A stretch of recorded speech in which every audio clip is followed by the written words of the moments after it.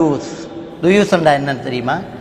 தன்னுடைய மனைவி மக்கள் மானக்கேடான பாவமான காரியங்கள் செய்வதை அனுமதித்து கணவன்மார், ரோஷம் இல்லாத மாப்பிள்ளமார் இந்த குத்தாட்டம் போட்டு டான்ஸ் ஆடுறாளே அவளுக்கு மாப்பிள்ளை இல்லையா? இவனுக்கு எல்லாம் நரகத்தை வாஜிபாக்குறான், சொர்க்கத்தை ஹராமாக்குறான் அவனுக்கு.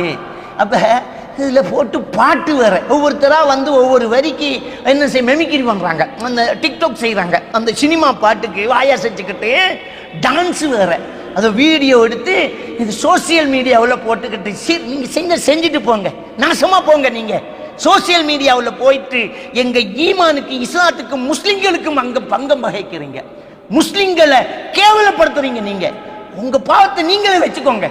முஸ்லிம்களை பாத்தீங்களான்னு இன்னைக்கு நாடு சிரிக்கிற அளவுக்கு இஸ்லாத்துக்கு வரக்கூடியவங்களை தடை போட்டு வந்துடாத அப்படின்னு சொல்ற அளவுக்கு அவங்களுடைய கூத்துக்களும் டான்ஸுகளும் இருக்குது. வெக்கம் இல்லையா உங்களுக்கு? கேவலப்படுத்துவீங்க, மார்க்கத்தை போட்டு கேவலப்படுத்துவீங்க. இதையெல்லாம் மிம்பர் மேடை ஜம்மியத்துல் உலமா என்ன செஞ்சுக்கிட்டு இருக்குது?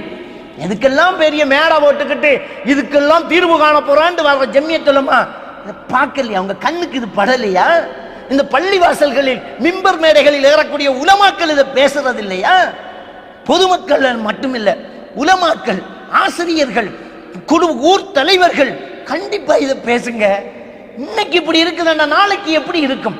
நம்முடைய வாரிசுகள், நம்முடைய குழந்தைகள் வளரக்கூடிய ஊர் இது. நாளைக்கு நம்முடைய பிள்ளைகள் வளரும் போது இந்த ஊர் எப்படி இருக்கும் என்று பயமா இருக்குது. என்னங்க இஸ்லாத்துல ஏதாவது மிஞ்சுமா?